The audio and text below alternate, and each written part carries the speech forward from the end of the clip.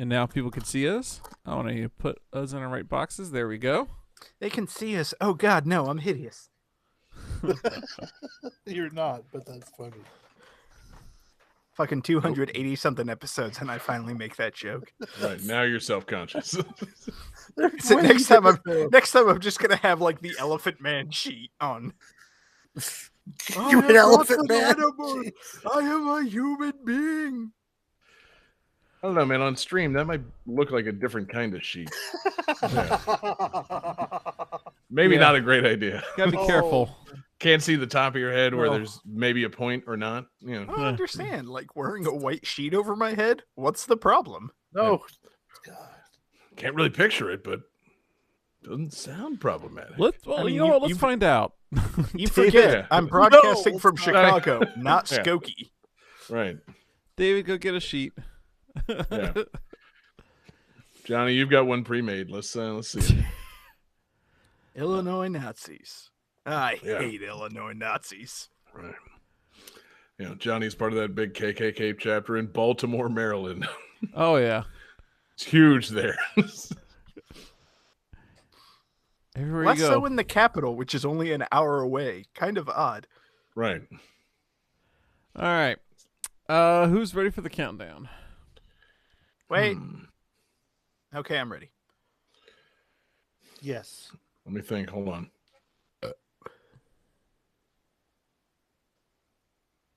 Chug, chug, chug, chug. Okay.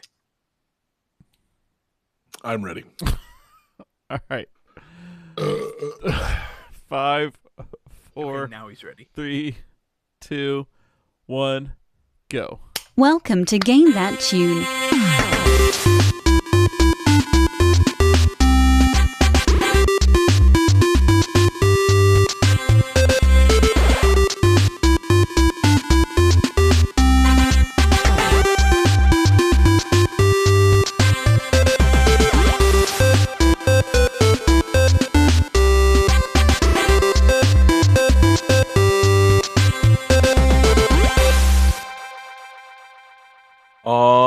Yeah, what is going on, everybody?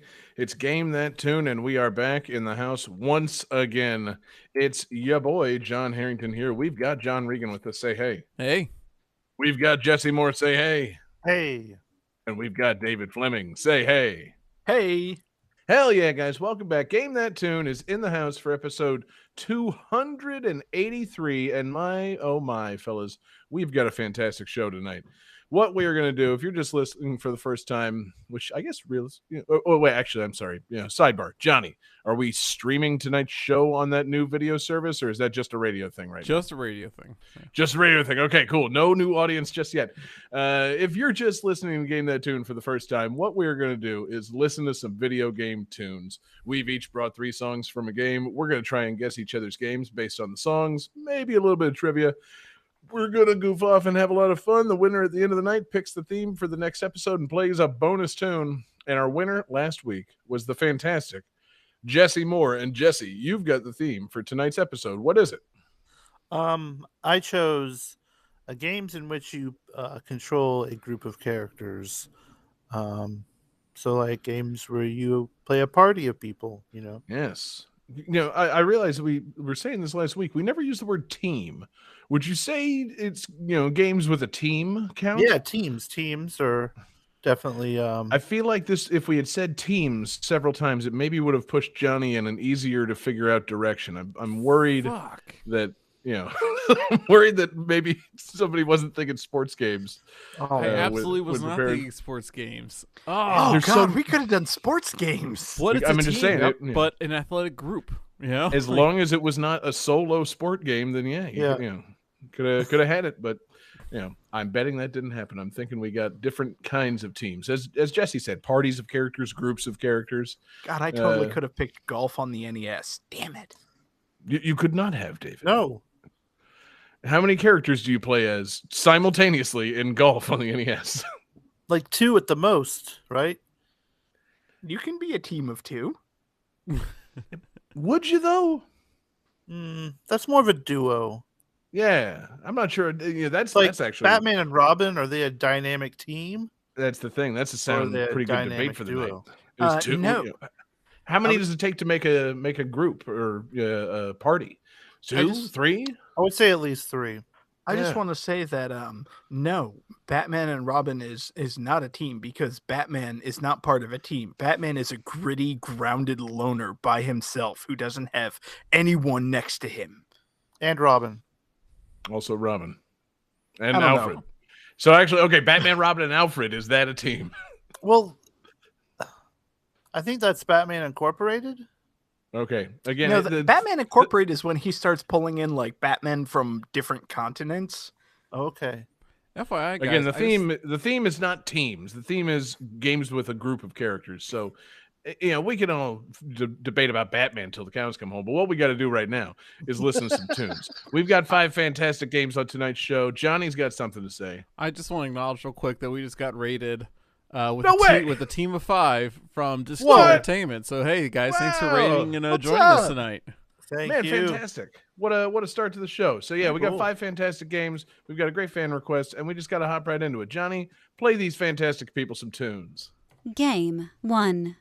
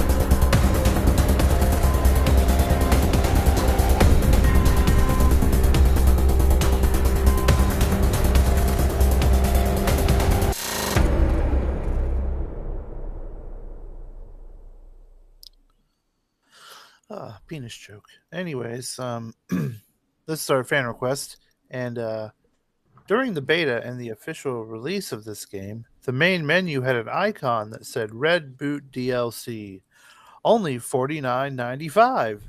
And if the player clicked on it, a pop-up message would appear saying, "Just kidding, you didn't think we'd really have downloadable content, did you?"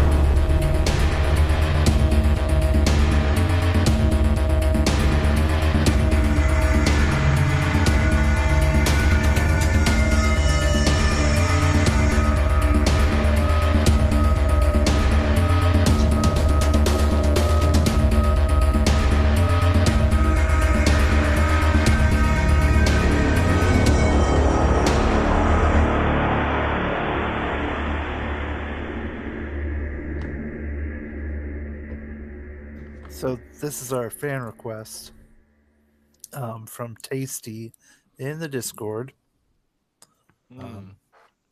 I feel like a lot of people got the wrong idea with the theme this week. And Yeah, I want to say when we put it out there, somehow everybody just started guessing party games. yeah, I was I not clear on the show? I jokingly said party games because party being, a word that applies to a group of characters in an RPG and like Mario Party. Yeah. I'm worried that people might have actually thought we meant party games. Is this a party game? This doesn't sound like a party game, Jesse. Right? I Oh, mean- that's a hell of a party. Yeah. That kind of sad party, party. baby. It's a Fucking very it's the party. intense party. It's the party at the beginning of Blade. The Tasty Party. All right, let's see what you got. Oh man. Okay, Johnny says penis. That's incorrect. John says Gauntlet Legends. That's incorrect. And David with the correct answer, Wasteland 2. This is Wasteland 2. It is a post-apocalyptic tactical RPG. Kind of it's like a isometric PC, classic RPG like that. Like say a Baldur's Gate or maybe even a Fallout. Huh? You guys remember the Fallout like 1, 2 and Tactics? Well, the guy who made those games was one of the guys who made this game. And so that's why it's very like I was watching video. I've never actually played this, but I've played Fallout 1, 2 and Fallout Tactics. And this game sure as hell looks like those games. And like it's like, wow, so it's just that but with a different name because it's like a post-apocalyptic game. It's more kind of westerny themed like Fallout, if that makes sense. Like, you got people with like dusters and cowboy hats, but it's post-apocalyptic. I'm confused. Wasn't Fallout sort of like a Western? Like, didn't they make a Fallout Vegas in Nevada? Like, I mean, they did. I mean, it. I guess when I'm playing Fallout, it does. It seems more Mad Maxy than Okay. Westerny, if that makes sense. I confess I've not played Fallout or Wasteland, or Oh, Wasteland okay. 2. But yeah, my understanding was like, excuse me, Fallout kind of had that like 1950s atomic testing in the desert sort of Yeah. Western vibe. Yeah. It had more of a the classic sci-fi, the like futuristic 50s or something. So it was more like retro future than straight Western. Yeah, and Okay, Fallout. okay, cool. But yeah, like New Vegas was kind of westerny because it's out in the West, Vegas and stuff. So of course there is going to be ties to that situation. But like the Wasteland games seem to be more like you're rootin' tootin' radioactive cowboys. It's all That sounds awesome. yeah. I mean, I don't think it's as like fun this sounding as that. It's more depressing, but Well, I mean, yeah, it's post-apocalyptic, yeah, so it's inherently depressing, but still, weird Western sounds fun. But then might I interest you in another game that's coming out this week called Weird West. Anyways, yeah, this game it looks okay if you're in wanting a like tactical kind of like an old school tactical PC RPG. It's very brown. Like the UI looks, God, it looks just like the Fallout 1 and 2 games. It's wild. It was like, am I looking at a new game or an old game? But it came out in 24. They just made a Wasteland 3 that came out recently too. These are also on Game Pass if you were interested. You don't say, Jesse. Yeah. Well, that's awesome. I'm struggling a little bit because unfortunately John's internet died just a second ago. Yeah, here. I noticed. And so I'll be honest, I've not been listening that well because I've been focused on that. So Yeah, that's fine. Well, I was gonna say, it was like, you had me at kind of like weird Western style games, like, okay, this might be worth checking out, and then you went into tactical. I was like, no, I'm gonna check out. Yeah. Yeah, it's it scratches a very particular itch. It definitely has its seems like it. fans, but yeah, I think I grew out of that stuff. Tactical games or weird Westerns? Like, I don't know, like that sort of tactical RPG. Like, Oh, okay. the first thing you open in the game, it comes to this like 50 different stats you can put points into. And so like that's one of those games that you have to be in the mood for, that you want to like sit down and you gotta want to read stuff and bleh, all that, I got a kid. I gotta go to work and stuff. Like I just want to press buttons and see cool shit, Yep. Like I'm all in favor of like RPG progression and adding stats and leveling up your character to suit your needs. But Yeah, I love when you RPGs. start the game with 50 stats, like, no, I want to play a game. I don't want a math equation. Like, Yeah. goddamn. Yeah, I mean, back in the day, I used to play MUDs, text-based online Yeah. games. Like, so Hell it's a yeah. game that's literally just reading, right? And like, I've come so far from that now. I'm like, no. I want to hit a button, and I want to see something happen, and that's all I want. I don't care about the story. I don't care about the lore. Like, just nope. Buttons, Fucking please. Elden Ring all day. Just that thing's gonna kill me. I might kill it, but I'm gonna press buttons and find stuff. It's gonna be cool. Yeah. I mean, that reminds me of like when I first played my first RPG, because I grew up playing Mario and platformers, like where you're actively doing things like, oh no, you have to wait your turn. It's like, wait, what? Like, no, I want to get to the end. What are these text boxes? I'm scared and confused.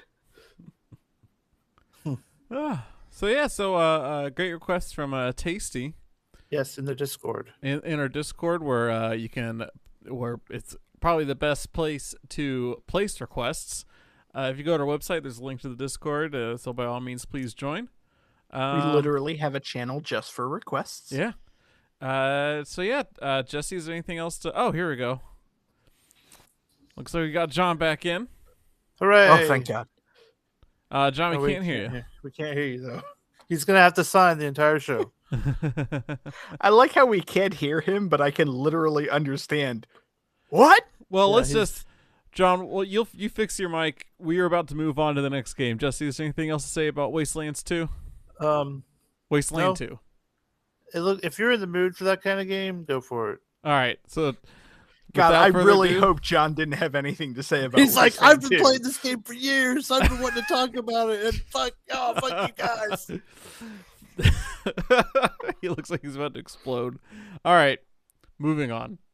Game 2.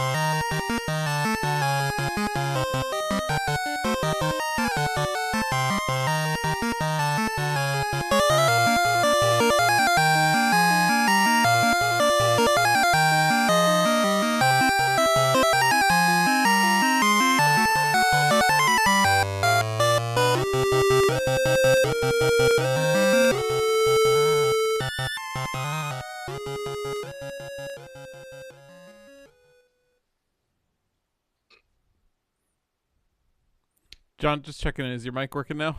You Sounds tell like me. it. All right, sweet.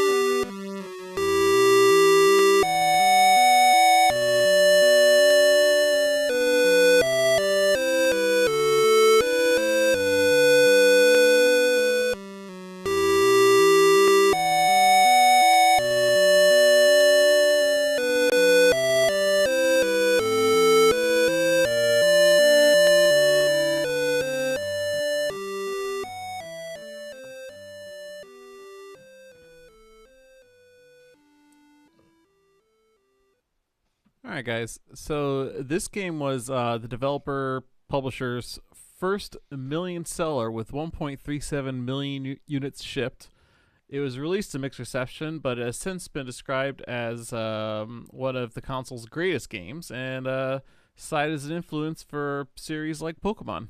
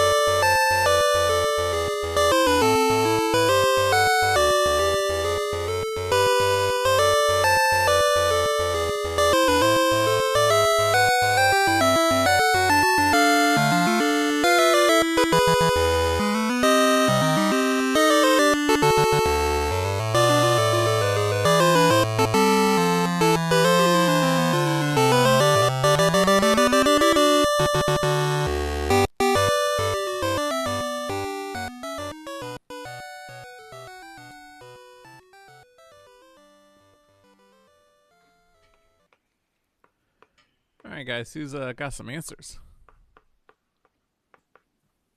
I was typing a joke in the Discord chat. Okay, so Jesse says Party of 5, which is incorrect. John says Dragon Quest 3, which is incorrect. And David has the correct answer of the Final Fantasy Legend. So yeah, this is actually the first Saga game. And when they translated to English and released it outside Japan, they just called it the Final Fantasy Legend to help it sell more units, which it apparently did. Yeah, I mean, good on them in that case. Yeah. Sold 1.37 million units, as I understand. Yes. And so yeah, this is a Square, Squaresoft game. Or I guess back then it was just Square. Squaresoft. Composed by Nobu Matsu. Who? I don't know if I pronounced that right. Famed Final Fantasy composer. Oh yeah, I shouldn't do the who joke to you. You might actually question whether or not you said his name correctly. Yeah, I really do question it. Composed by Wobu Nomatsu. Also, I don't want to do a spoiler for like later games in this episode, but let's not criticize people for how they pronounce foreign names. I typically don't, unless it's Johnny, and he blatantly mispronounces them by swapping their initials. That time I was just trying to make a joke. No, yeah. So Final Fantasy Legend, The Final Fantasy Legend. the Final Fantasy Legend, not to be confused, of course, with Final Fantasy Adventure. No, that's also a different game. Yeah, and it's not a Final Fantasy game. Yeah, I can't remember what Final Fantasy Adventure is. Like, It's a mana first game, right? It's a mana game. Yeah. Fucking Square was just trying to confuse people, man. It's like, no, we don't want to premiere a new fucking series and establish them. Let's just make everybody think everything that we make is going to be Final Fantasy and some version thereof. Like, it won't get confusing at all. So, Final Fantasy Adventure was the first mana game, and the Final Fantasy Legend was the first Saga game? Yes. Okay. I just want to make sure I have my series, not series correct. Right. Yeah, and if you ever listen to some like lesser video game podcasts, many people are confused by this. They're like, I think the Saga series is part of the Mana series. I'm like, no, hold on. You're just getting confused now. Square's confused you people. Three separate things. People? Yeah, you people that don't understand Square's release strategy back in the early 90s. Yeah, fucking when you had Final Fantasy Legend, Final Fantasy Adventure, not to mention the Mystic Quest. Another actually Final Fantasy VII all along. Right, exactly. All games were eventually going to be Final Fantasy VII. But Mystic Quest is the one that cracks me up because the subtitle, of course, is Final Fantasy USA Mystic Quest, because they thought that the United States didn't like RPGs. And I'm like, well, if you thought the United States didn't like RPGs, why did you do Final Fantasy Adventure and Legend in the same year for the same game, like same system? Yeah. Well, see, Square is a weird company, man. The real secret is Final Fantasy Mystic Quest is actually Final Fantasy USA, which is actually Doki Doki Panic. Right. A reskin. Yeah, the Doki Doki Legend, of course. Now, is that in the same series as Doki Doki Literature Club? No, that's something else. Johnny, no, that's completely different. I made that mistake. Those lesser video game shows, they've maybe tried to make that connection, and it's not a great. There is no connection between there is no Doki Doki franchise.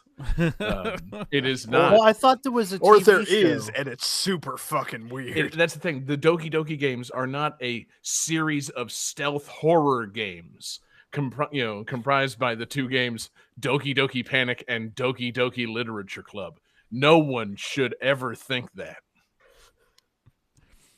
So yeah, I'm sorry, Jesse, you were gonna say something? No. Okay. No, he wasn't. See, an interesting fact I read about this game. So apparently, there's 3 Final Fantasy Legends for the Game Boy, and 2 is supposed to improve upon 1 a lot. I love they didn't just eventually start calling it Saga. Yeah. It's like, no, it's Final Fantasy Legend here, and it will never be Saga. And yeah, they get weird. I've never played a Saga game, so maybe this makes sense for Saga. But like they have in addition to like like spells and swords and things like that. Like there's like plasma rifles and futuristic weapons in this game. And Final Fantasy Legend 3 goes full blown like it's a sci-fi RPG, which sounds pretty interesting. Sounds like the progression of Final Fantasy games. Oh, true. Yeah. And apparently this game was designed to be beatable on a flight from Tokyo to Honolulu. However long that flight is, I'm actually not sure. I assume like 6 or 7 hours, probably something like that. That feels like a really specific way to market this game. Okay. Okay, here's what happened. So whoever was in charge was Square at the time. He's like, look, guys, I got a trip coming up in a couple months. Yeah. And make me something. I'd really like for you guys to make me a new game that I can play. And, I want to be able to finish it, on the way there. It was like a game jam made by fucking the producers of Square. It's like, whoever can make me a game that I can enjoy and beat in a sitting between Tokyo and Honolulu, you get your own series. And it will not be named for, it won't be distinguished from Final Fantasy in any way, really, for a few years. But it'll be yours. It'll be a new series. There you go. Your assignment.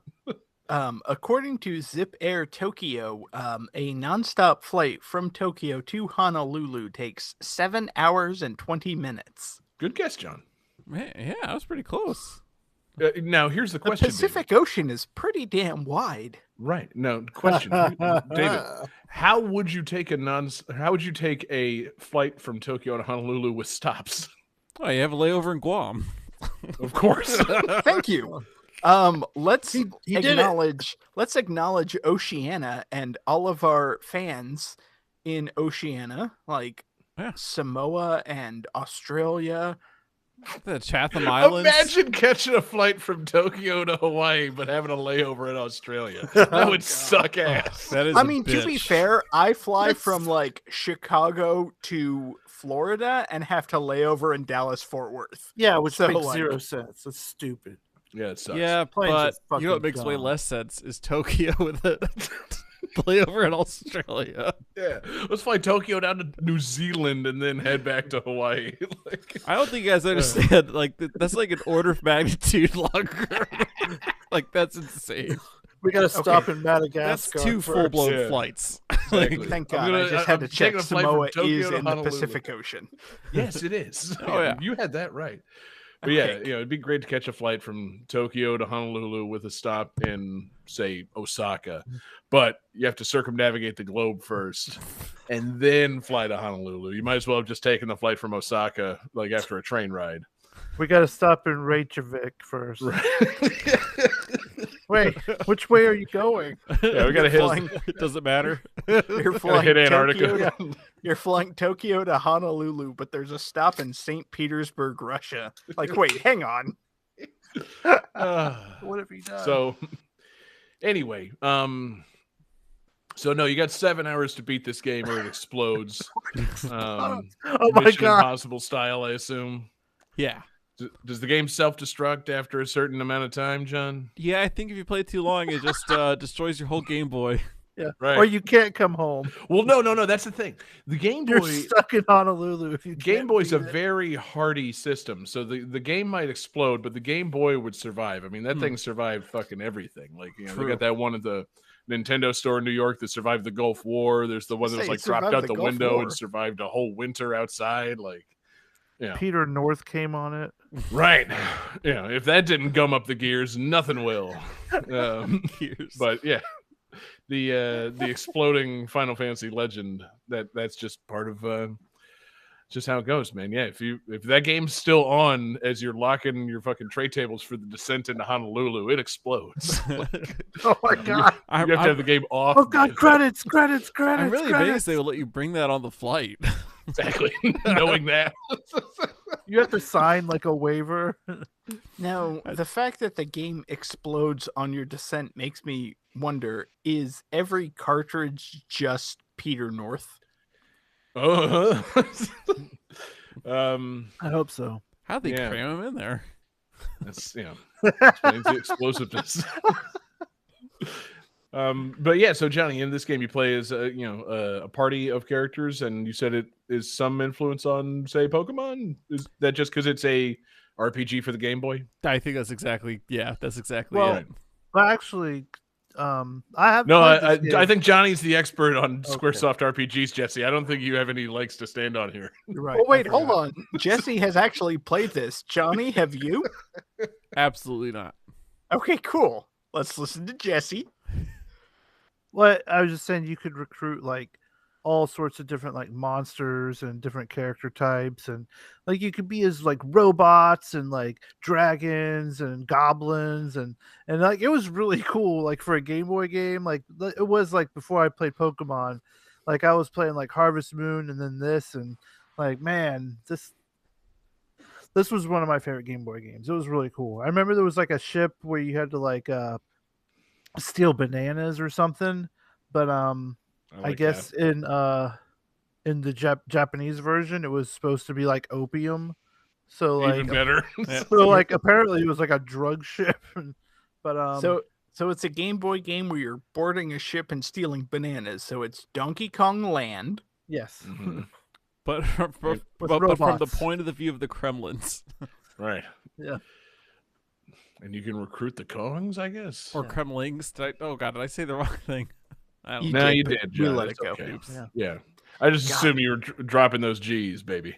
Just... Could you imagine King K. Rool as a Pokemon trainer trying to capture the Kongs? I do every day. Yeah, I could, man. How else does King K. Rool have dominion over so many creatures? Like, it just makes sense. So, Well, that's something I'm going to have to draw for the Discord now. Yep.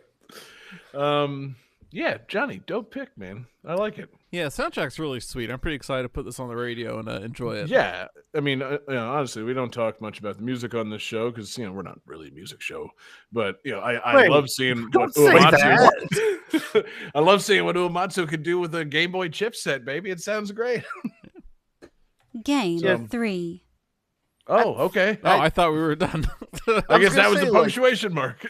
I feel like the Game Boy gets a lot of shit, but in the right hands, the Game Boy can make some pretty good music. Yeah, that's Oh, what yeah. I was gonna say. No, that's the thing. It's such an interesting set of sounds that the Game Boy is capable of producing. If you can really, work it, you can get some great sounds out of there. Or it's just sometimes interesting, like we've talked about in episodes of, say, like Game That Tune Gems, where you try to demake a better soundtrack onto it, and it just becomes confusing and just very odd. So a lot of fun on the Game Boy sound there. So love it. Johnny, more Game Boy games. You're on a Game Boy roll lately. You got this all these Game Boy games that you've played, parentheses not played. And you're busting out the Barbie, you're busting out the Final Fantasy Legend. I think you found your new niche, baby. Yeah. Mm-hmm. Game 3. There it is.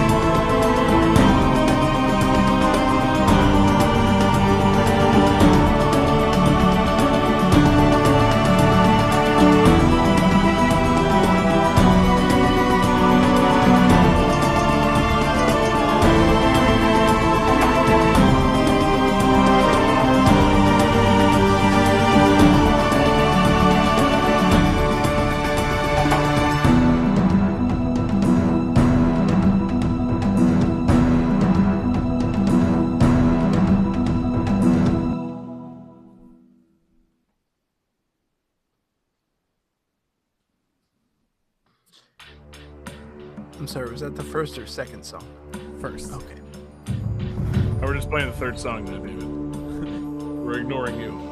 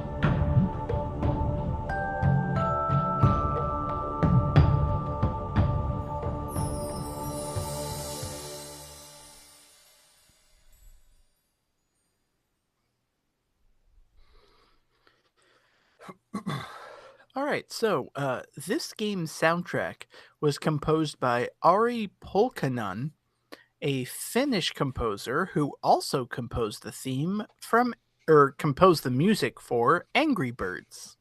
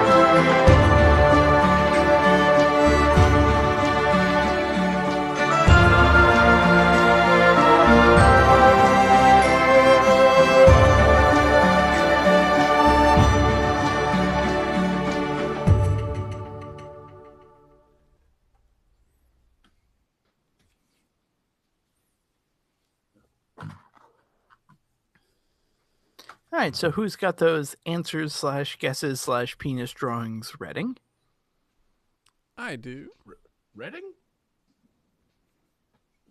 You say webbing? All right, so Jesse says Totino's Party Pizza. You know, I know I'm supposed to say incorrect, but the fact that it's a party pizza and I'm it's in the me, mood for that. I'm gonna give it a correct answer. John and John both say trine, so we have a hat trick. I think you have to call it a combination pizza at this point, David. A party platter pizza, if you will. I don't think anybody calls it that. I think it's not a party platter pizza. The thing is, Totino's is the party pizza. they're like so little. Like if you just brought one of those to a party, God, that's what's okay. Yeah. I'm just thinking of like I you know those like cheesecake samplers where they have like 4 or 5 different cheesecakes all together. Hell yeah. I'm I eat imagining one of those that, every but day. like a pizza. Right. It's not that though. I have a short story about party pizzas. Okay, Oh, yeah, please let's all share our various Totino's stories. I do eventually want to get to trine, but please tell your right, pizza Johnny. story. So Important. one time I'm at a friend's house. Me and a couple guys are over there, and the guy Eric, who looks like a fish. I think you know who I'm talking about. What? Why would you say his name? What's wrong with you? You know, the funny thing is, all of your friends from like high school, college, I know of one They all look specifically like who looks like a fish, and it's not him. No. We would have middle schooled them. So, anyways, God, come on, John. Stop fucking identifying this guy. What's wrong with you? Oh, his okay, I address got you. is Oh, Catfish Eric, of course. so anyways, that's a new name that whenever they pop into the own cast, it's the catfish. it's me, Eric, How another does guy. this There's relate to pizza? It's me, Eric, another guy. It's there's 3 people. He grabs a party pizza, and starts heating it up, and it's not like lunch. It's like just like a weird time. It's like a snack time. And he proceeds to he heats it up in the oven and he starts running his microwave instead of setting a timer. Like he punches his Use microwave. the microwave as a timer. He was gonna run the whole microwave. Nothing. Microwave nothing for like 10 minutes. Oh, I'm like, man, okay, you know you have a timer on that, right? yeah. And then No, I don't. No. and then we're there, we're there. So like now we're involved making the pizza, right? But what does he do when he's done making it? Just folds it in half and starts eating the whole thing. He doesn't offer Fuck us yeah. any of it. Okay, good. Redeemed. Yeah. Fuck yeah, that's awesome. That's how I used to do it back in the day, baby. At Totino's Pizza, it's not a party pizza. It's a single pizza. Yeah. Yeah. It's a sad party for yourself. Yeah, I don't understand. It's like it's such an obvious misnomer. Like, yes, a party pizza implies a pizza large enough to share for a party. Yeah, like But I think that Totino's, what they're trying to drive at is make a bunch of these for your party. Like, because you can't possibly satisfy, you can barely satisfy one person. no, with you're a showing single up to a Totino's party pizza. with just one of those, and you're like, "Hey guys, put this I need in your the oven." microwave and your oven. And your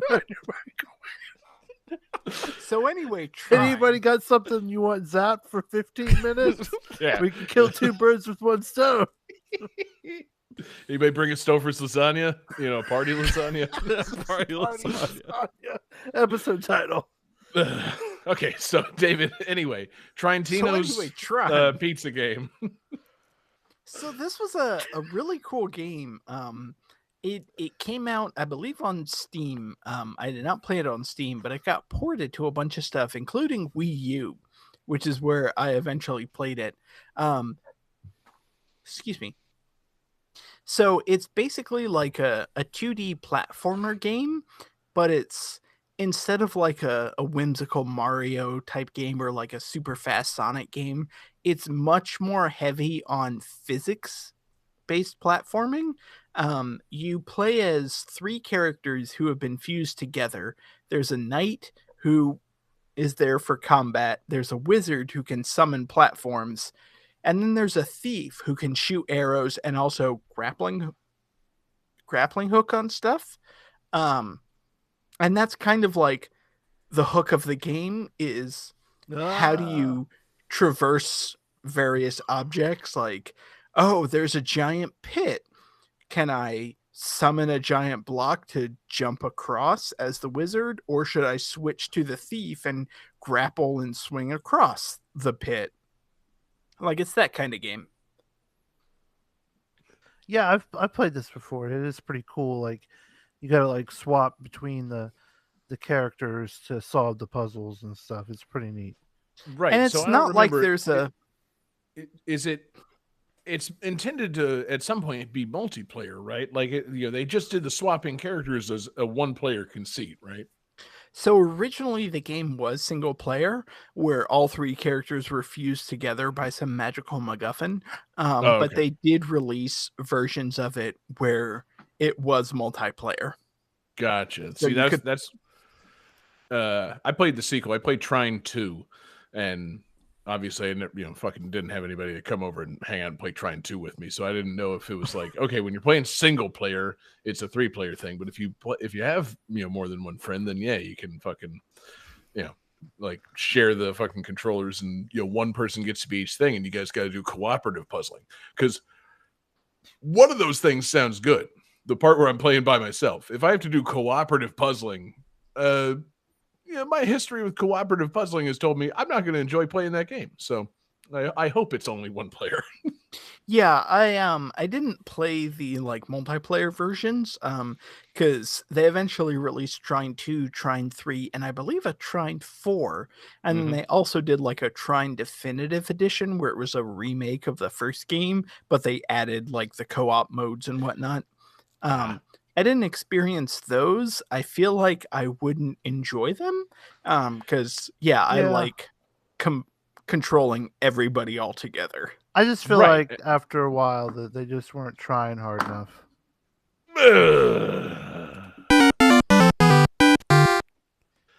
Although it's funny that you bring up trying hard enough, because that was a weird problem I had with this game, because you can upgrade your character's stats and whatnot and abilities, and eventually as the wizard who sort of summons magical blocks for physics-based puzzles, aka the world's shittiest wizard.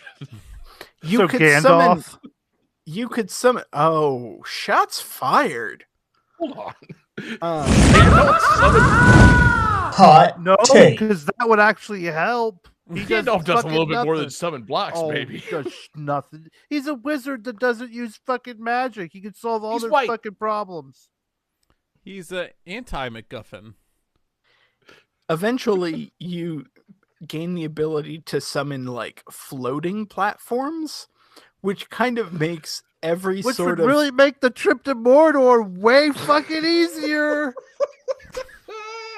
it sort That's of true. breaks like every puzzle in the game. Like, oh, how am I gonna cross this pit? I'm just gonna Yeah. summon a bunch of We're going to floating use the platforms. floating platforms. Yes. It's like, oh, how are we gonna fight this boss? I'm gonna summon a floating platform and then shoot Yeah. arrows at it from a safe distance away. Like, Right, yeah. oh fuck. I don't know that this should have been in the game. Yeah, no, that's a game breaker right there, baby. Yeah. Now, hold on. I do just want to address Johnny's assessment of Gandalf as the anti-MacGuffin. Like, explain yourself, John. Like, you're actually more of a hindrance than a help. What? No. That's not even I think what- he means no. anti-MacGuffin as a MacGuffin is a thing that you search for, and then when Gandalf the White shows up, he just kind of comes to you. So like the MacGuffin approaches you. That's like, true. wait, no. I thought, he was saying like a MacGuffin is like an object of great importance that ultimately isn't that important to the plot. It's just kind of a plot driver. Whereas Gandalf is of great importance and has great utility and ultimately is important to the plot of The Lord of the Rings. But I guess not. I came okay, here let's to- just save this for our fucking Mordor cast, guys. Clearly we are all of differing opinions on Gandalf here. I keep almost calling him Ganondorf. I'm so ready to talk about Gandalf I mean, now on a special episode. I came here Ganondorf to- would have gotten that ring into Mordor. That's Oh fuck yeah! No, absolutely not. Ganondorf would've would done not the have double gotten that footsteps. ring to Mordor. He would have kept the fucking ring for himself. Yeah, well, you I would've didn't fucking- say into Mount Doom. I said into Mordor, where he then Yeah. proceeds to take over and rule. exactly. Fucking use it as a cock ring and just peace out of there. For my giant spiral pig dick. mm-hmm. But yeah, so trying. That's gonna be an episode tag, isn't it? Yeah, maybe it might be a new username on our new radio stream. But yeah, so you should have gone, David, with a fun fact about this. I was confused when you said that Trine came out on Wii U because I remember distinctly that Trine 2 came out on Wii U. Trine actually came out several years after Trine 2 on the Wii U. I find that very funny. Trine 2 was like a Wii U launch thing in their like eShop. They kind of pushed it like, hey, check it out. We got Trine 2. Tricked guys like me into buying it. And then Trine, the original, didn't come out until 2015. Like it took them 3 fucking years to somehow port Trine over to the fucking Wii U. And by that time, I knew better. I was Fuck going to also physics platformers. that's the thing. I was going to also reveal, like, oh yeah, I can't believe you fucking, just spilled the beans on R.E. Pulkkinen. I know that name because I almost used Trine 2 for this episode because I'm like, that's a game I played with what seems to be a group of characters. I don't like it though, so I'm not sure I should bring it on the show. Like, Really, I thought it was fun and charming. Like Yeah. it had that sort of like vaguely fantasy. Yeah, I don't know. That's the, I wish I there- can't. I can't wish there speak to were- it because I haven't played it in 10 years. But as I remember it, it didn't grab me. I was gonna say, I wish there was a term for like generic fantasy, and maybe the term is generic fantasy because I that's think what this game is. Because like you fight skeleton warriors, it's set in like Middle Earth. forests with lanterns lighting your way. Like it's very, when you close your eyes and think of fantasy, that is exactly what Trine is. Yeah. I think the term you're looking for is Lord of the Rings. Oh. Johnny's not going to play like a hot take or a fucking sound for himself. I was waiting for you to push a button. Hot take. Just going to let that one fucking simmer there for a second. Like, oh, Johnny really said that, huh? I can't believe it. I bet he stands by those convictions. I bet he feels strongly. Okay, very. fine. I'll record a new sound of like simmering take. Johnny really stands by those positions. Yeah. This is me quietly assessing my position. And yes, I do stand by that. Lord of the Rings, rather vanilla in terms of fantasy. Only due to its ubiquity. This is the entire sound. That's going on the soundboard now. But yeah, no, I don't know, man. Like, I'm not gonna bust out my Wii U anytime soon to reassess Trine 2. But I mean, no one should bust out their Wii U, period. no good Yeah. reasons. Keep it away from us. Except maybe Nintendo Land. Maybe. Hold Yeah, on. that game's all right. Let me rack my brain on reasons I would bust out my Wii U. First and foremost, it's where I have Shovel Knight downloaded. Kindling. But I could buy Shovel Knight on any number of systems now. Yeah, Shovel Knight Treasure Trove on Switch, which we are not endorsed by Yacht Club Games, but also totally download Shovel Knight Treasure Trove on Switch. Yeah, you got the money, or you could play the version you downloaded on your Wii U all those years ago. But yeah, David, cool pick. Fantastic soundtrack, at least from the Angry Birds composer. I'm so glad that we got that guy in the canon. There's just not enough songs in Angry Birds to have mentioned him by now on the show, but I'm glad that we got Ari on the show. Yeah, I mean, it's like nice fantasy music. It's a fun fantasy game. Like it's an enjoyable time. It sure is. Game 4.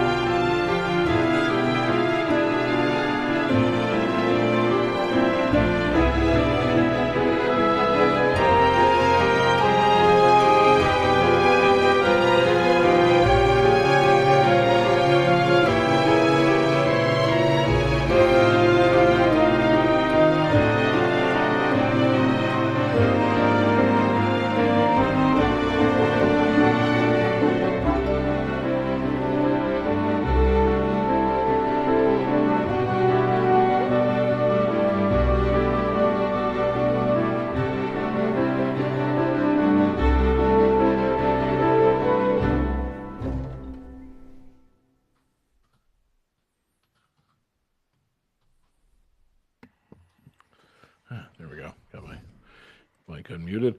Okay, so we'll fill in the blank for you guys. This game features a conflict between 3 nations over the control of what 2 resources?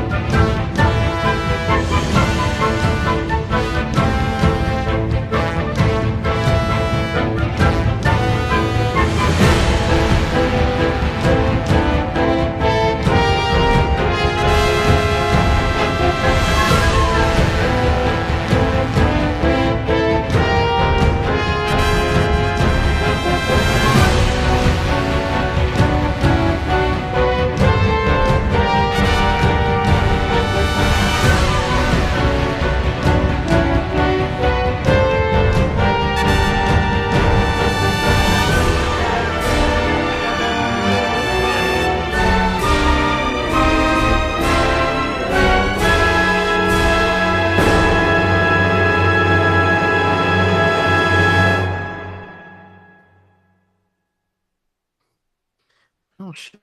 Okay, I guess yes. Yeah, about that time, guys. 3 men vying for control of Game That Tune. Who has the strongest convictions, guys? Let's see some answers.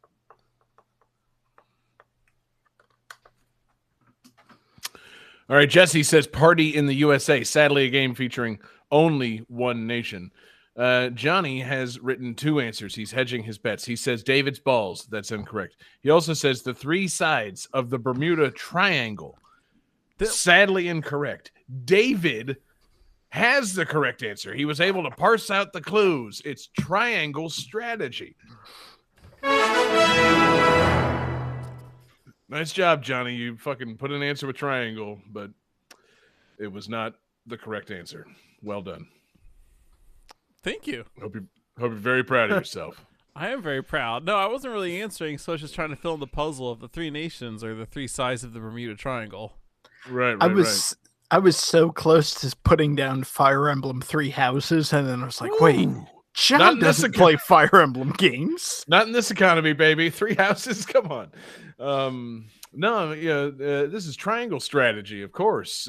Tactical RPG, reminiscent of the Fire Emblem games. That's the thing. I don't play Fire Emblem, but do I play Triangle Strategy? No, not really. Man, I I was hoping to, just jump right into this game and enjoy it. And thank goodness that they've, the guys that make these games, whoever they're, Square, they've done a good job. Maybe you've heard of them. Yeah, these retro 2D games, putting out demos and letting people play them before the full version's announced. They even take notes from people. People submit, bug fixes and things like that. Suggestions for changes to features. Very good ideas. This one, I got the demo, that Triangle Strategy demo, back when it was just called Project Triangle Strategy. Another signature move on these HD 2D things is call it Project something, and then eventually just drop Project, and that's the name.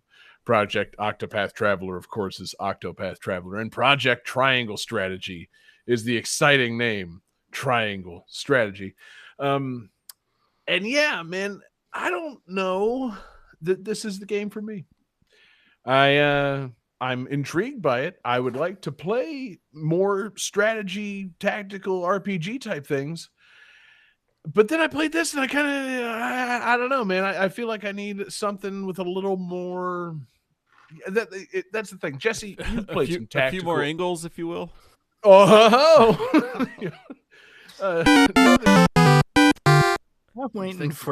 I'm waiting for Project Pentagon Strategy. I'm waiting for Project Parallel Strategy, baby. I only need 2 lines. I don't need 3. I want dodecahedron strategy, all right? I need a 12-sided 3-dimensional object. Whoa. That informs all your decision-making in these games. Jesse, I was going to say, you're more of a tactical RPG player. Have you played the Triangle Strategy demo? I have, and I noticed it was very talky, which, to be fair, I guess I should expect that from that kind of game. I guess. And I just haven't been in a very talky game mood. Yeah. I've been playing a lot of just other stuff that doesn't talk. Right. That was going to be really my question here. So in my experience playing Triangle Strategy's demo, and in watching some longer videos of Triangle Strategy to prepare for tonight's episode, this game is so talky. It's crazy how talky this game is. Jesse, can you recommend me something maybe a little bit more respectful of my time, like something that maybe just gets down to business and lets me play the strategy game as opposed to talk for a fucking hour in between strategy game sessions? Into the Breach. Okay, dope. And I think we've had that on the show before. We have. It's just strategy, right? That you just pop in, you're playing.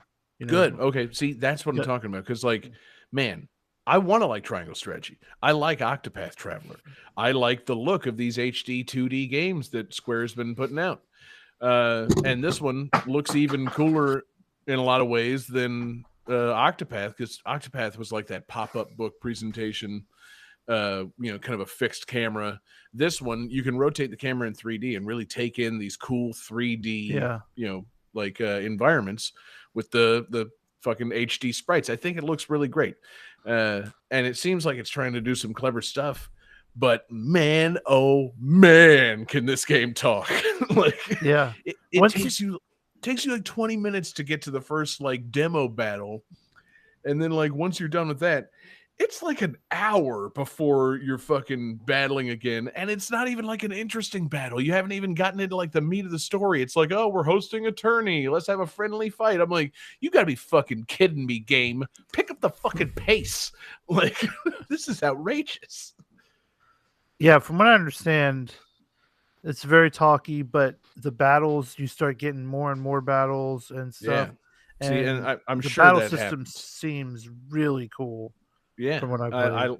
I like it a lot. That's the thing. I mean, like, I just want more of these strategy battles. They're like puzzles that need to be solved, like, and it's not such a stressful thing. One thing that I like that I guess I've read about this, as opposed to say something like Fire Emblem, no permadeath. Yep.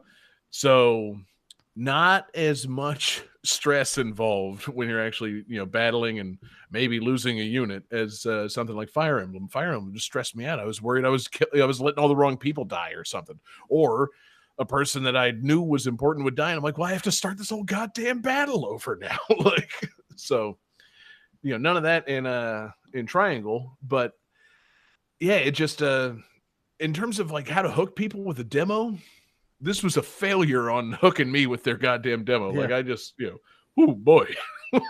Just, I'm like, did I need a full-blown lore lesson? Like, this has all the excitement of a fucking middle school history film strip. Like, it's just so chatty and just does not grip you.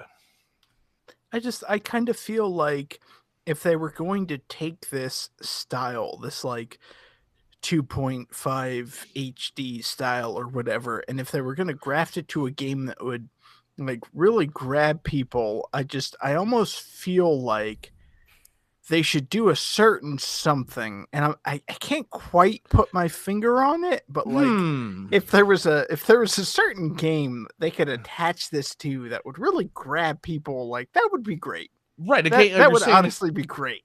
A game with an established history, perhaps. Right, and like where you don't need to do as much introduction because people are aware of kind of the general world and setting and characters. A game that was so beloved that there was an urban legend that it could no longer be released on weekdays because so many people in Japan would take the day off claiming sick. A classic Triple G, a great GUI game. Yeah, honestly. Oh no. I also I want to give a thanks to all of our podcast listeners who are completely oblivious to this bit. Yeah. David, of course, is dangling his slime on camera. Cool. Yeah. It's not going to show tonight, guys. It would Which be. you can find by going to patreon.com/GameThatTune. Hit that slime dangling tier, baby. Oh no. David will send you as many pictures as you need. But yeah, no, I mean, I would love to see. Like, I'm glad that they announced recently they got the Live Alive, whatever remake coming with this style. I would love to see as many remasters of classic RPG series as they want with this style. That's fucking great. But the style's not the problem. It's just the fucking game. Like, it's just it takes forever to get going. And then once you're in the battle, it's kind of engaging, but it's also a little bit slow. Like, I don't know how these games normally play out. I haven't played many of them. But, the battles are cool. They're multifaceted. Like, Jesse, let me run a couple of little things that I think are slightly unique mechanics by you. Tell me if this is something that's in other games you played. So it's a grid-based battle system. You got to move your units and, attack. And then at the end of a turn, and see, I only played a couple of the demo battles, so I don't know if I was doing it wrong or if this is what it is, but you can move and attack and then move again to end your turn. It's almost like you get to make two moves. I don't remember the two moves. I remember the move and attack. Okay, so another one. If you have an ally who has attacked somebody and they're within like one square, you can come at the enemy on the other side of them. Oh yeah, and attack. And then it makes your ally do like a fucking another attack. Like, you get a bonus attack for surrounding your enemy. Yeah, that's a really cool addition. That's a cool mechanic, I think. Yeah. Then there's another consideration that you have to have in the battles. High ground matters. Yep. Like, is that something in other? The original Final Fantasy Tactics had that. Okay, cool. And then it's one over, more. Anakin. I have the high ground. Yeah, pretty much. No, you're standing on a flight of stairs. Like, yeah, well, I do extra damage, so I got the high ground. How do you feel about that? Also, at the end of the turns, you have to decide which direction your character is facing, and Yes. and so like people can then move and like get around your back and get a critical for more damage. Yep, that's been Final Fantasy Tactics thing as well. Okay, cool. See, that's the thing. I'm new to this stuff, so I'm just wondering if it's unique or not. See, the thing that I have the issue with the back attacks. Well, the talking is one thing, but the back attacks, it kind of bugs me because it feels like you're just trying to position your people in such a way that they will have their back against a wall, so they cannot be attacked in like with a backstab attack, and it just like. It feels like a middle school dance. Like everybody's on one side with their back against the wall and everybody's on the other side. And it's like, no. If this were a real battle, we'd kind of be out there in the middle mixing it up, right? Like, I get that it's a strategy game and these are the parameters, but it feels odd. It's like, attack that guy and then immediately back the fuck up and put yourself in a position that nobody can possibly get behind you. Like, and I don't know. Doesn't feel like it simulates real battle all that well, but I don't know. I haven't been in a lot of battles, so what am I saying? I guess it's a smart idea if you're fighting somebody to keep your back against the wall. Yeah, bro, you don't want to show your back. Yeah, God only knows, man. There's sensitive bits on your back. Your back, your butthole. And, you simply don't want people getting all up in it. The back hole, you definitely don't want people in there. I mean, I have a series of holes in my back, and I simply don't want people getting in them. But yeah, it really, the sticking point for me in this game is just the talk. Like, I want to feel like I'm interested in the story this game's telling, but for one, it doesn't seem from the get-go that it's telling a particularly interesting story. It's a story of three kingdoms. The fucking... you play as what's the guy's name? You play as a guy from like the kind of the middle of the road kingdom. So it's three kingdoms with two resources. You got the kingdom with all the rivers running through it. That's kind of the middle of the ground kingdom. They facilitate trade. And then you got the snowy kingdom with all the steel. And then you've got the desert kingdom, but they have all the salt. And so it's not steel, it's iron. So it's the salt iron war. Those are your two resources that everybody's warring over. Salt and iron. These mystical things. Like just, real high fantasy stuff fighting over salt and iron. I feel like it should be more fantastical. I feel like you're just starting yourself off in such mundane territory by having people fighting over salt and metal. It's just like, okay, great. Real pragmatic fucking game you guys made here. You're fighting over the these actual important things. You would imagine it would be like spice, not just salt. Make it sound more interesting than merely salt. Yes. Is it kosher salt? Like if you just call it a kosher salt, I'd be okay with it. Well, it could be a kosher salt because the people that lord over the Salt Kingdom are like the zealot type people. So it might be a kosher salt thing. You're right, Johnny. And then you got the frozen metal people. Yeah. Okay. David's got nothing to say about kosher salt. That's good. The last thing, the game, it makes you balance your three convictions. That's the other part of the triangle strategy is you have like dialogue choices throughout the game and they guide you, you choose things based on morality, liberty, and utility. And apparently that informs the, like story endings and things like that. And you're trying to recruit different characters and they won't respond to you or will respond to you based on certain parameters of like whether or not you're upstanding or whether or not you're, I don't know, a guy with great utility. It's, there's a lot going on. It seems like an interesting game. And I would like to have, get the opportunity to play it to the point where it gets exciting. But man, oh man, the demo just doesn't grab you. Like, I tried. And again, I tried following up by like watching some videos and it's just like, man, there is not a lot of action in this game. And and the last thing that I'll say is a gripe. I don't want to complain. I don't want to sound prejudiced. But it feels wrong to have a cast of entirely American voice actors for this game. It sounds all wrong that these characters in this fantasy setting, no one speaks with an accent. They all talk like me. And it's Oh, weird. Well, now It's you're selling it. It's so weird to me, people being like, me, like Lord Shenandoah of the, Ace Fort, you have to go there and fight the bandits. I'm like, that doesn't sound right. You Let us speak to the wise mystic of the North Mountain. Howdy. Yeah. Yeah, that's me. I'm very Sup? mystic. Yeah. Hey, you guys want salt or iron or something? I don't know. I man. got some steel over here. Yeah, exactly. There's something about it that just literally rubs me the wrong way. I'm not saying that, like it needs to be like, different like ethnic categories for the world or whatever, but it feels wrong that everybody just speaks with a pretty fucking bland American kind of patina. Can you turn it to Japanese? I'm sure. And I have not thought to do that yet. God damn it. Thank you, Jesse. That's a great idea. But then I can't understand what they're saying. You have to read it. Yeah, exactly. So there's the problem. What do I want? Make up your own story. Yeah. It's true. That's when they sound.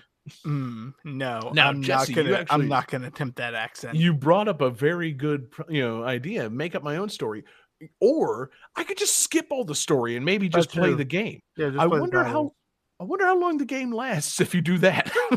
I bet it's still pretty long. Yeah, I would hope so. But yeah, it's a cool game. Do that seemingly, looks nice, but I'm not sure if it's my speed. Based on the demo, it's fucking. I don't know who the fuck speed this is. Jesus. Oh, it's got a fan base. I'll pick it up eventually. I'm just too busy with other games. Yeah, exactly. I need something more respectful of my time. Give me the Cliff's Notes before you just drop me in the story. Don't make me like fucking do a lengthy prologue or some shit. Just let's get down to business. That's what I'm looking for these days. Let's get down to business. Much like Johnny right now, let's get down to business. Game 5. Game Okay, you keep 5. saying let's get down to business. I'm like, are we doing Mulan now? Never ever. Seriously, Mulan's fucking great. Game Put that on 5. the commentary.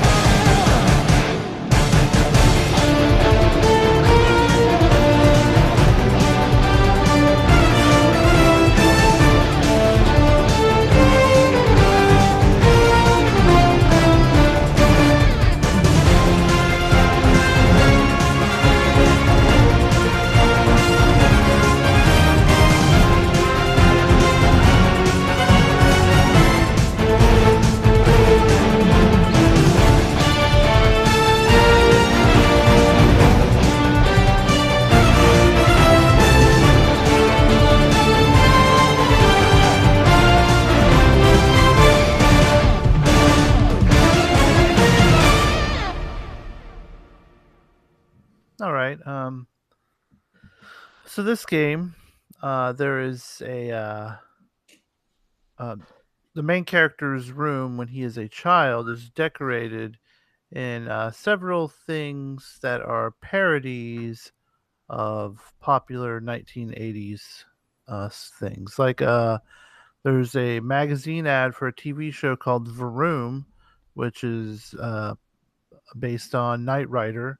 There is a novel called Animal Graveyard, which is a homage to Stephen King's novel Pet Cemetery. Let's see. There is a Nuke Games, which is like war games.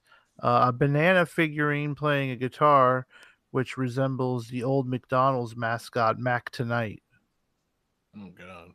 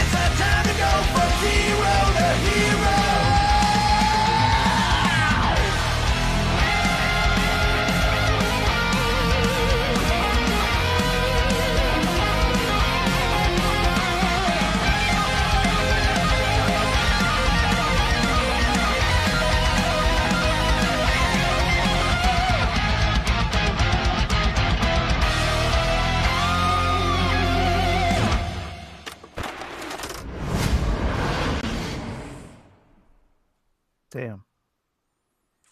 I thought David was going to get here in time. Yeah, I guess David ain't coming back, huh? God.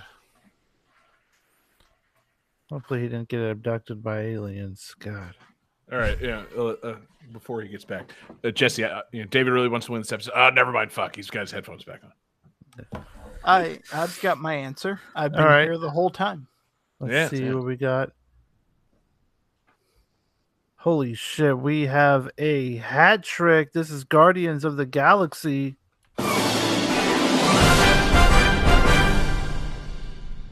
Nice job, guys. Did your homework. It was the trivia that gave it away. Yeah, I figured. Yeah, this game is fucking awesome. I don't know if you've seen anything or heard about this game, or like if you like comic books, I think a couple of you guys might be interested in that type of thing. Yeah, David. Like I'm mildly interested in the superhero genre. like they got it right. Like, okay, so first off, before you go out and either buy it based on the movie or decide not to buy it based on the movie, it is not the cast of the movie, so it's none of the voices are the same, so no That's actually a selling point for me. Yeah. I'm in favor of that. yeah, so but the one thing, Star Lord sounds very much like Chris Jericho to me for some reason.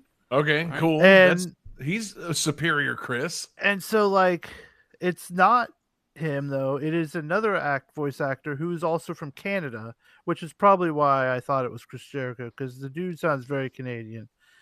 Is it Nolan North? No, I it's feel like like- John something. Okay. It's was gonna someone say, I haven't feel like heard. Nolan before. North would, But he's the kind of go-to. I feel like the voices that they did get are pretty spot on, because like this game is all about like the Guardians of the Galaxy just getting into trouble as a team. Like it's chip like it starts off with like just you and like Rocket and Groot, and then eventually like real quickly you team up with Drax and Gamora too. And so like while you're playing the game, you're controlling Star-Lord, and so you got these two like pistols that can change to elements and whatnot. But while you're doing that, you're issuing commands to the other four, and so like you're telling like, hey Gamora, I want you to use your like cool sword like flippy attack on that dude, or Rocket, I want you to use the grenades that like form a singularity and pull everyone together and freeze them, and Groot, I want you to fucking tree everyone in the face, you know. All right, real quick, going back to the voice actors thing. One, what voice does Rocket have? Does he have his Bradley Cooper voice, or does he have his Cockney British voice? It's more of Bradley Cooper. Okay, and then two, they seriously didn't just use Vin Diesel for this game? Yeah, it's I'm Groot, I guess. It's You Vin could probably Diesel's get so cheaper. passionate about that role, and Yeah. it's I just such feel an easy like- role to play. I feel like even though all of his lines are 3 words, he would still charge a pretty hefty price. Yeah. Maybe. And the guy who's doing Drax is not Batista, but he sounds really good. He has a very like his delivery's perfect. Like he's made me laugh several times in this game. That's cool. And that's another thing in this game. The writing is really fucking good. Like they're constantly like talking shit at each other. Like Rocket and Quills are just fucking just talking shit. Just Rocket's gonna leave him on the planet, steal the ship and stuff. He's a big asshole. They're also space cursing a lot, so a lot of flarking. So That's if a you good like, workaround. if you like to, flark this guy, there's definitely a lot of flark action. I'm all about flarking. you Yeah. Smeghead.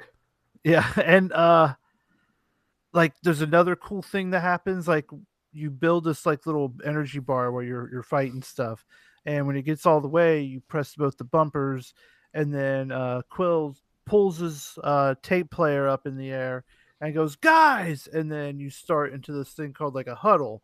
And so then it shows like the other Guardians get into your face, and they're like talking. Like sometimes they're like, "Oh, I'm beating up more guys than you are," and Drax is like, "That is incorrect. I have defeated 3 people, and you've only defeated 2." And Rocket's like, "Yeah, but I shot those guys too." Blah blah blah. They're talking shit. I am Groot. And then Star-Lord's like, you can have 2 options. You can have one, maybe you're like, hey, let's focus on being a team, or 2, these guys are a bunch of wimps, and you're like, give them a pep talk. And then like whatever song is next on your tape player plays like a little louder.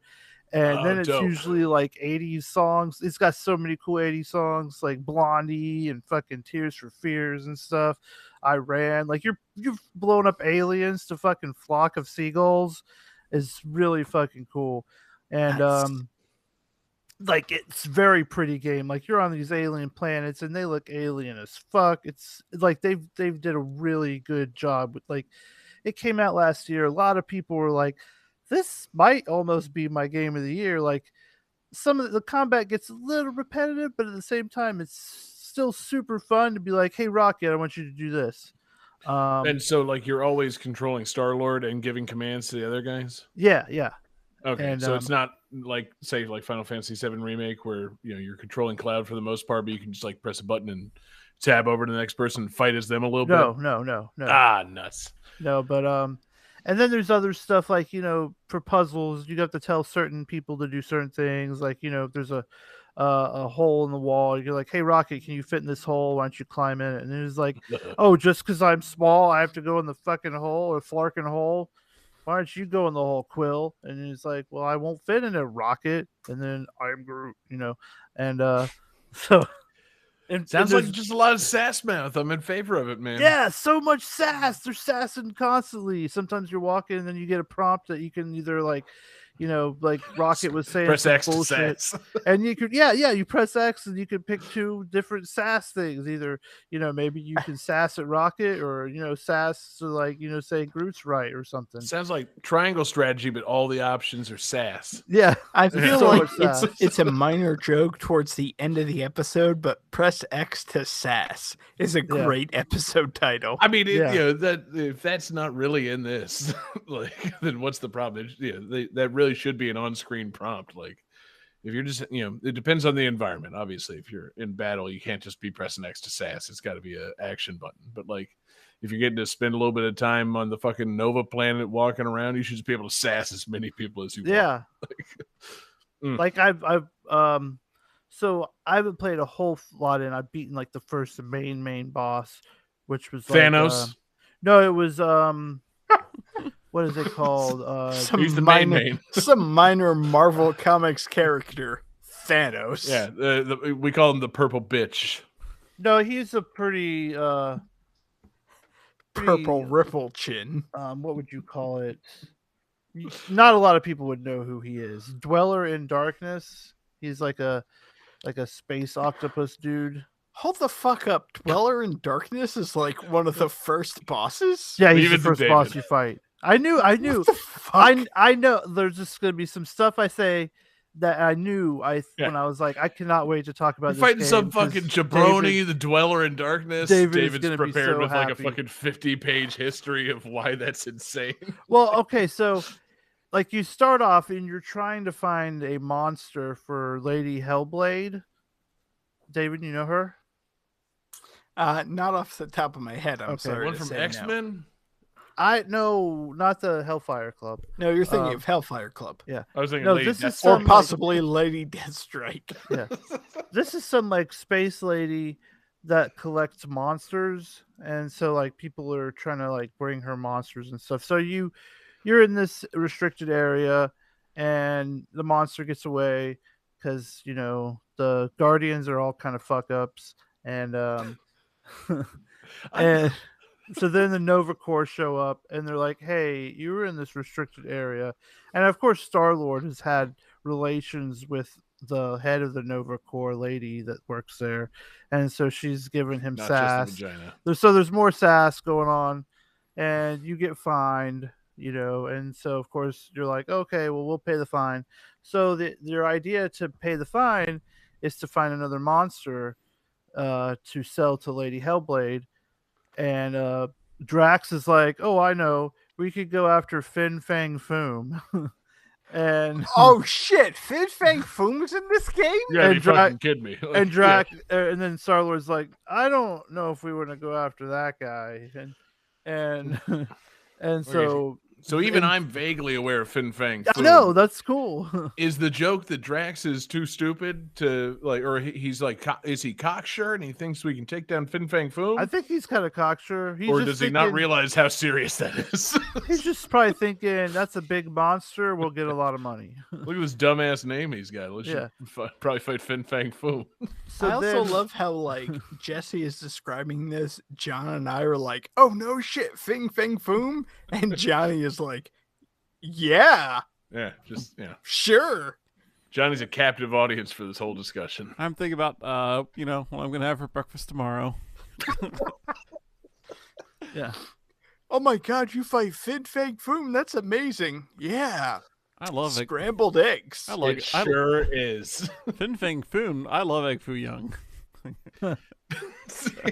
Should I have Chinese food for breakfast? No, that's outrageous. Almost as outrageous as Drax trying to capture Fin Fang Foom. And so, like, you go from there, and Groot's like, "Oh, well, he says I am Groot," and then Rocket translates. Just assume we know what Groot says. And Rocket's like, "No, you're not gonna sell yourself to Lady Hellblade. We're gonna sell me instead because I'm a monster." And they're like, I don't know, Rocket, you're kind of small. You're not really a monster. And Groot's like, I am Groot. And so you have to decide which one you're going to sell to her. And dope. I don't know why, but I chose to sell Rocket, which it was Rocket's idea because he didn't want Groot to get hurt. Like, he didn't want something to go wrong and hurt Groot. And I was like, that's a good idea. And so, so you side with them and stuff, and they remember. There's like a part of the game that I got to where there's like a chasm and you're trying to get across, and there's like a bridge, and you can activate the bridge on the other side. So Drax grabs Rocket and is like, I could just throw the raccoon over there. And you have the option of saying that's a good idea or no. And I was like, yeah, do that. And so he throws Rocket over there, and Rocket's so fucking mad. Fuck and like yeah, you find another idea. You find another area later. It's just like that.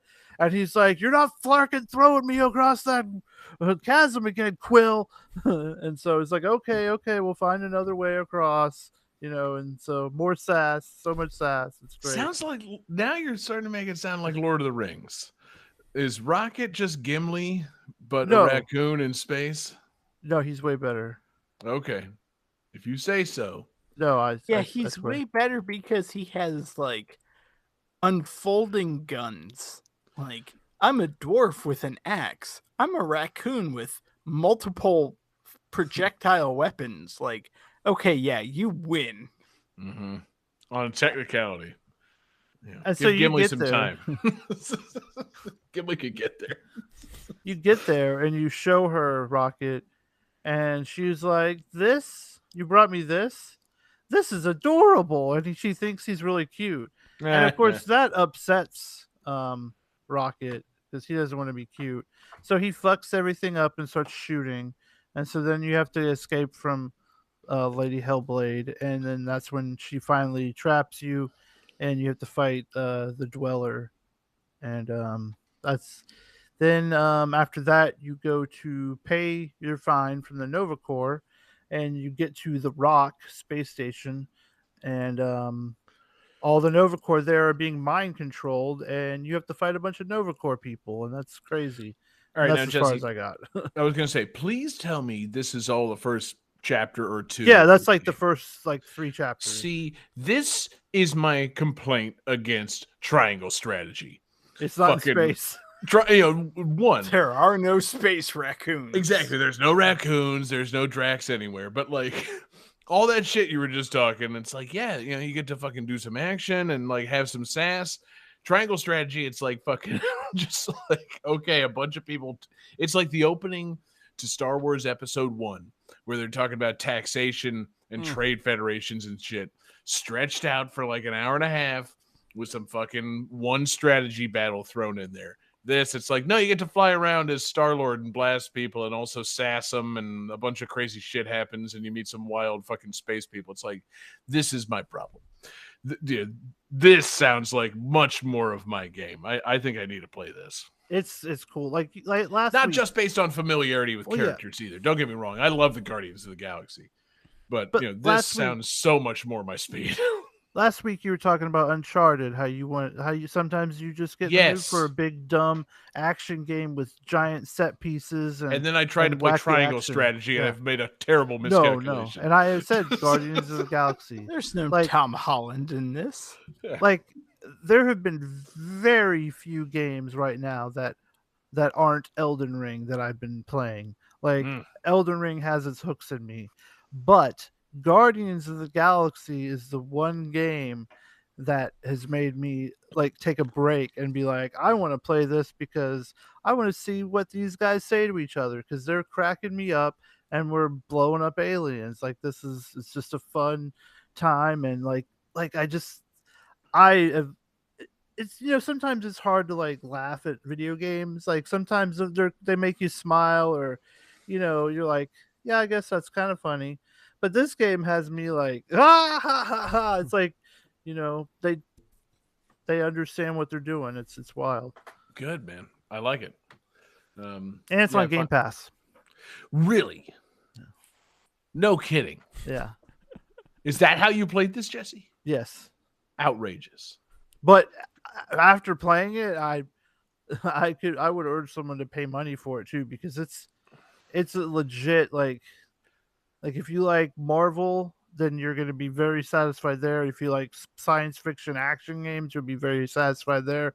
If you like clever writing where a tree says funny things, even if it's just I'm Groot, but the way he says it is funny. Yeah, but the inflection is what's clever. You rescue a space llama. It's funny because I've heard people talk about the Square Avengers game and like, oh yeah, this is awful. Yeah, it's funny. And, it's a shit show with microtransactions and whatnot. And then they were talking about the Guardians of the Galaxy game, like, oh no, this is an amazing game. Yeah. It's a real shame that it's kind of tied to this Avengers game because it's not. Nobody's gonna like care about this. Or it's almost like it. It's a shame that it's connected to the Avengers game in reputation. Square made another Marvel game. It's probably a microtransaction filled mess with a bunch of bullshit Canadian actors. It's like, now hold on, no, not all of that's fair. It might be a perfectly fine game. Jesse, and they made up a whole band called Star-Lord. That's the band that plays the last song I played. Right. They they wrote a whole album for this game. That's awesome. Fuck yeah. And it's fairly decent, Yeah, and they got a good guy to do the actual the score. They got like the fucking the pop music and whatnot, and they got the fake album. Johnny, here's where you get to chime in. Who did the score for this game? I know you listened to that composer interview on a different video game music podcast where they interview composers. You heard the one with the composer of the Guardians of the Galaxy game. Who scored this game? Richard Jakes? Richard Jakes is correct, Johnny. All right. Wowee. How'd you, I'm Johnny, impressed. I would have mailed you a $50 bill for saying Kuzo Yoshiro. Nope. It's old Ricky Jakes, baby. Ricky Jakes. Yeah, they got the Sega Boy, they got the Sonic Man in here, and he fucking got to compose a Guardians of the Galaxy show. Ricky Jakes, close personal friend of the show. You know him well. He can do anything, much like the opening to Sonic CD. Richard Jakes is the name of a composer. Ricky Jakes is the name of a NASCAR driver. Fuck yeah. Hold the fucking phone. Richard Jakes is my father. Ricky Jakes is me. Yeah. Please call me Ricky. Please call me Ricky Jakes. Call me Dick Jakes. Dickie Jacques, please.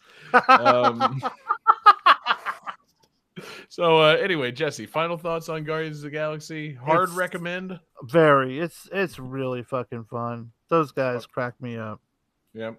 Yeah, those wacky Guardians. Let's go around the horn real quick. Everybody, name your favorite Guardian of the Galaxy. Johnny, go. Drax. David?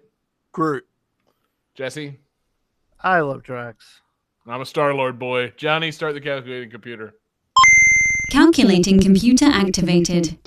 Computers, beeps. Oh, sorry, I was checking up on the chat. What was that? Beeps. Scoring complete.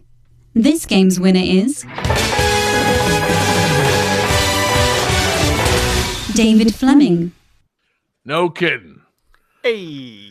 David Fleming back on top, man. Fantastic episode, David. It's almost like you called your shot in the chat telling me that you wanted to win this game. So I wrote down a couple of fake answers. Great game, David. That's a sound strategy for Game That Tune. Shut up. Man, no, we got pull back that curtain, baby. That's why I usually That win. big meaty curtain.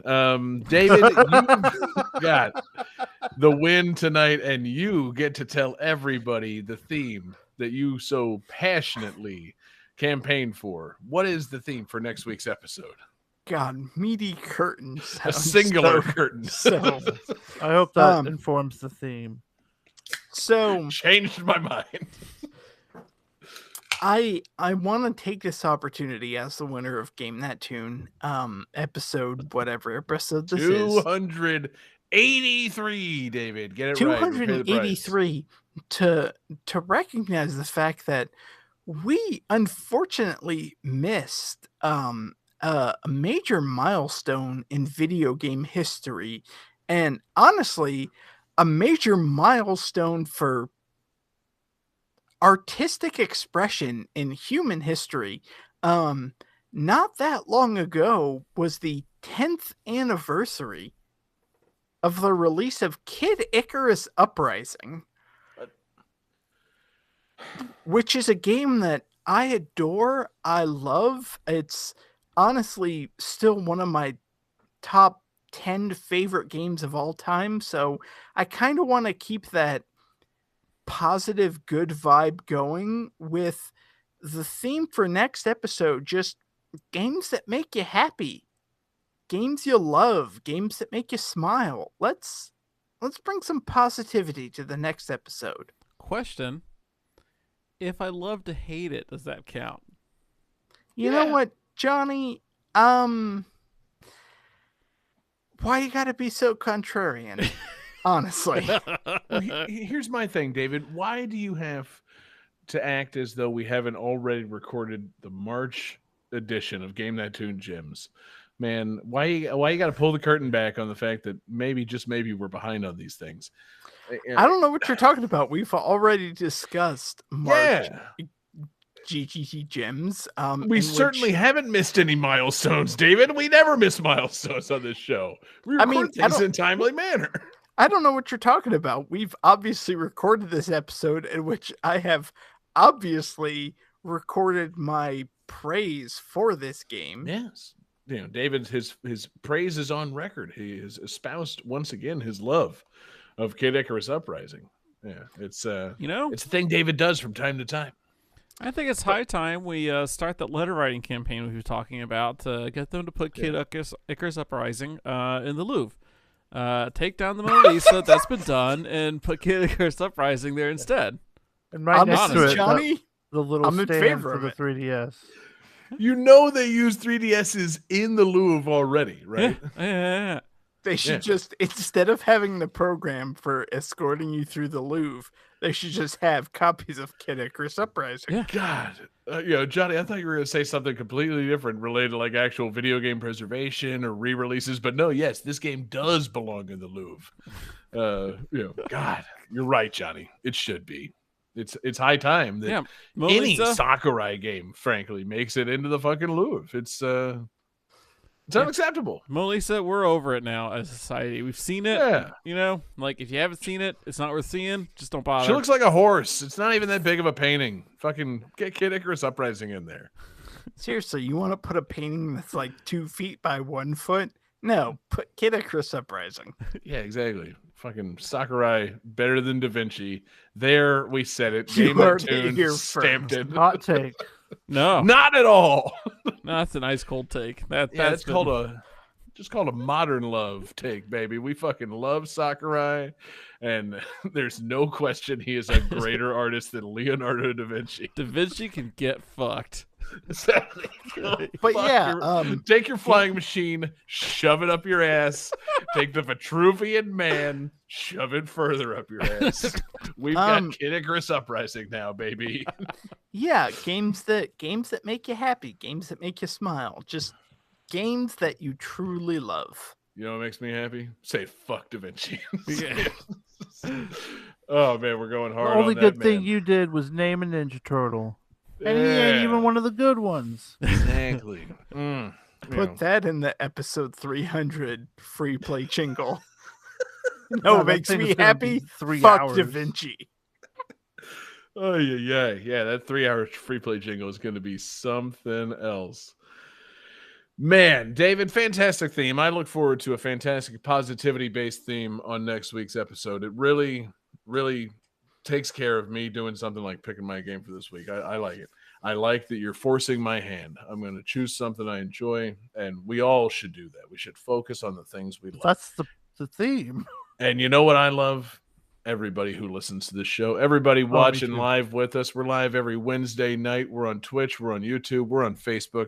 Search for Game That Tune. We love you guys watching along live with us and chatting along live with us. Thanks to everybody. We on Twitch? We are currently still on Twitch. Yeah. Again, you know, the Well, we show can do on this Twitch. on Twitch. The radio, Oh. TBD. Thanks to everybody listening in podcast form. We're available in iTunes or anywhere you get your podcasts. We love you guys listening there. Rate, review, subscribe, share the word, tell your friends, Game That Tune. It's truly, I don't want to toot our own horn, but probably the greatest podcast that's ever existed. I agree. We appreciate everybody checking out Patreon, patreon.com/GameThatTune. It's the home for awesome exclusives. We've got Covered Up, we've got mixtapes, we've got Game That Tune gems, which we definitely record in a timely manner. And David has, reiterated his love for Kid Icarus Uprising here on this episode. We've got movie commentaries. That's our opening tier. You give us any amount of money on Patreon, you get to hang out with us on movie night, and it's going to be a blast. We love watching movies and goofing on them with you guys.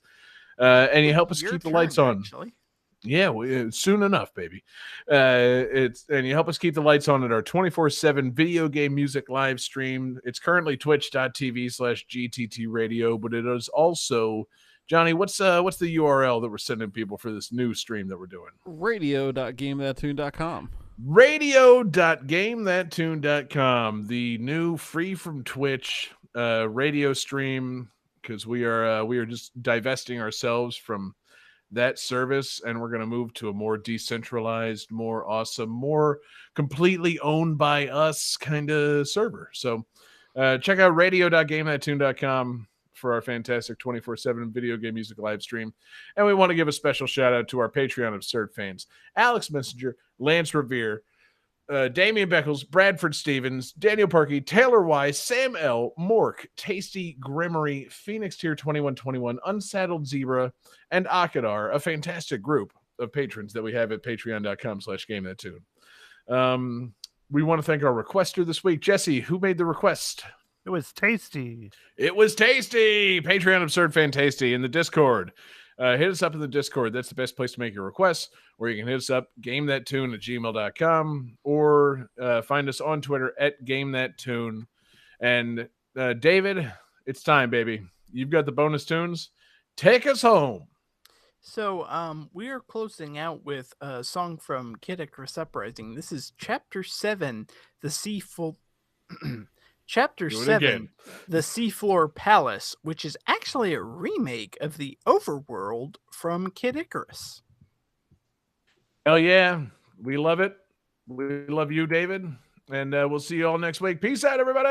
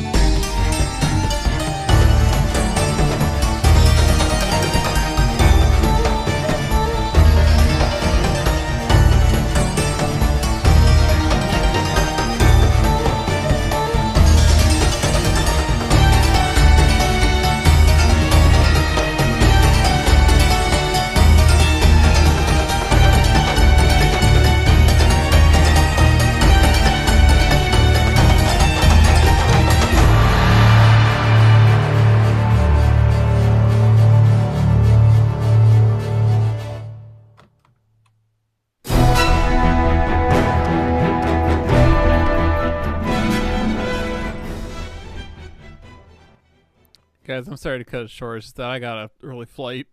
I gotta go. yeah. To bed. I was gonna No, say no. it's like a 4.5-minute song. By all means. Yeah. Sorry, live viewers. Wasteland 2 is copyright 2014 Deep Silver. The Final Fantasy Legend is copyright 1990 Square Company Limited. Trine is copyright 2009 Frozen Byte Incorporated. Triangle Strategy is copyright 2022 Square Enix.